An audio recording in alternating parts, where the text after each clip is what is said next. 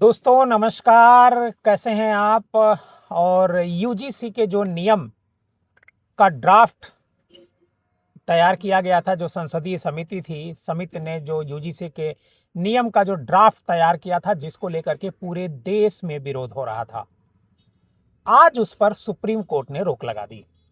Supreme court ने कहा कि ये 2012 में जो यूजीसी ने नियम लागू किए थे वो लागू रहेंगे। 2026 में जो नए नियम बनाए गए थे उस पर रोक लगा दी गई है।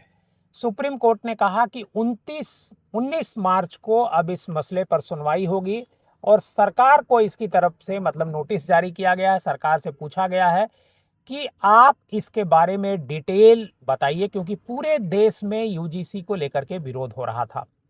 यूजीसी को हम बताना भी चाहते हैं कि आखिर यूजीसी में था क्या। दरअसल यूजीसी का जो नियम था 2012, उसमें अमेंडमेंट करने की बात सुप्रीम कोर्ट ने कही थी और सुप्रीम कोर्ट ने ही कहा था अमेंडमेंट करने के लिए। आपको ध्यान होगा 2 साल पहले एक घटना हुई थी रोहित वेमुला की। रोहित वेमुला की एक यूनिवर्सिटी में उसकी जाति के कारण उसको एक तरीके से जातीय भेदभाव का सामना करना पड़ा था, जिसकी वजह से रोहित वेमुला ने आत्महत्या कर ली थी। और रोहित वेमुला के आत्महत्या करने के बाद बहुत सारे सवाल खड़े हो रहे थे और ये मामला सुप्रीम कोर्ट गया था और सुप्रीम कोर्ट ने कहा था, गवर्नमेंट से भी कहा था और यूजी से भी कहा था कि आप यूनिवर्सिटी के भीतर जो अपर शिक्षा जो ग्रहण करते हैं, ग्रेजुएशन की जो एजुकेशन ग्रहण करते हैं, उनके बीच किसी तरह का कोई जातीय भेदभाव अगर किया जाता है किसी भी स्तर पर, तो उसके लिए एक कड़े कानून की आवश्यकता है। एक कड़ा कानून बनाया जाए ताकि रोहित वेमुला जैसे घटना दोबारा न हो, रोहित वेमुला जैसे किसी युवक को किसी जातीय विद्वेष की वजह से आत्महत्या न करनी पड़े। और करीब 2 साल तक इस मामले में यूजीसी ने एक नियम बनाए, फिर उसके बाद एक संसदीय समिति बनाई गई और संसदीय समिति ने बहुत सारे लोगों से इस मामले में विचार विमर्श किया और विचार विमर्श करने के बाद इसी महीने 12 जनवरी को जो नियम थे उसको जारी किया। अब वो नियम संसद में जाता, संसद में उस पर बहस होती और बहस के बाद संसद में उसे पास कर दिया जाता।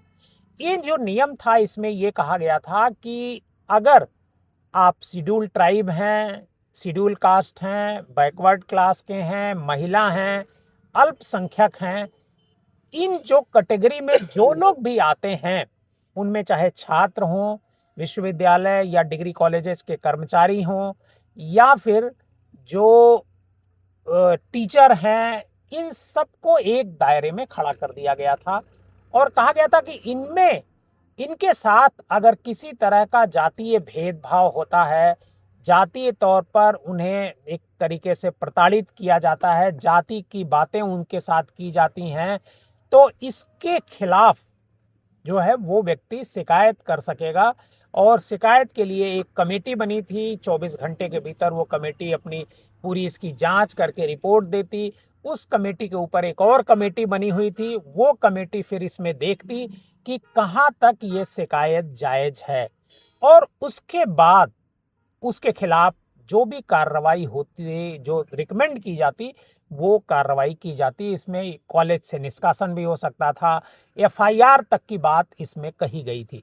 और इसको लेकर के जो फॉरवर्ड क्लास के लोग थे वो विरोध कर रहे थे। हालांकि बीजेपी ये कह रही थी कि इस कानून से, इस नियम बनने से जो शोषित वर्ग है उसको अपना अधिकार मिलेगा। और मतलब एक तरीके से अगर आप कहें कि ये जो यूजीसी 2026 था, यूनिवर्सिटी ग्रांट कमीशन 2026 नियम जो था, इसके तहत दो वर्ग खड़े हो गए, एक शोषित वर्ग, दूसरा शोषक वर्ग। शोषक वर्ग में फॉरवर्ड क्लास के लोग आ रहे थे, जैसे ब्राह्मण हो गए, ठाकुर हो गए, राजपूत हो गए, कायस्थ हो गए, बनिया हो गए, व्यवसायी वर्ग हो गए, इस तरह के लोग आ रहे थे। और बाकी हालांकि इस वर्ग की जो महिलाएं थीं उनको भी यूजीसी में कवर किया गया था और ये कहा गया था कि ये भी यूजीसी के दायरे में आएंगे। मतलब अगर कोई किसी महिला के साथ भी अगर कोई दुर्व्यवहार होता है उसके महिला होने की वजह से, तो भी वो यूजीसी 2026 के तहत वो कवर थी और वो 24 घंटे मतलब वो शिकायत कर सकती थी और 24 घंटे के भीतर उसमें एक्शन लेना पड़ता। लेकिन आज ये मामला सुप्रीम कोर्ट में गया, सुप्रीम कोर्ट में मामला गया और सुप्रीम कोर्ट ने सुनवाई के बाद तुरंत जन भावनाओं का आदर करते हुए, पूरे देश में जिस तरीके से विरोध हो रहा था उसका आदर करते हुए तुरंत जो है रोक लगा दी सुप्रीम कोर्ट ने। और सुप्रीम कोर्ट ने कहा कि ये सही नहीं है अभी, और 19 मार्च को इस मुद्दे पर डिटेल में हियरिंग होगी। आज अभी रोक लगा दी गई है और ये मतलब आगे अभी संसद में ये अभी नहीं जा पाएगा। लेकिन पॉलिटिकल जो एक तरीके से राजनीति है इस पर शुरू हो गई थी, क्योंकि समाजवादी पार्टी, कांग्रेस, भारतीय जनता पार्टी, ये सारी पार्टियां बैकवर्ड क्लास का वोट हासिल करने के लिए इस नियम के खिलाफ नहीं बोल रही थी, जबकि फॉरवर्ड क्लास के लोग प्रदर्शन भी कर रहे थे। कॉलेजों में प्रदर्शन हो रहा था, यूनिवर्सिटी में प्रदर्शन हो रहा था, सोशल मीडिया पूरा अटा पड़ा था और बहुत सारे लोगों ने बीजेपी से इसके विरोध में इस्तीफा भी दे दिया था। लेकिन कोई फर्क किसी की सेहत पे नहीं पड़ रहा था। सरकार इसे वापस लेने को तैयार नहीं थी और विपक्ष भी जो आंदोलनकारी हैं उनके साथ नहीं खड़ा था।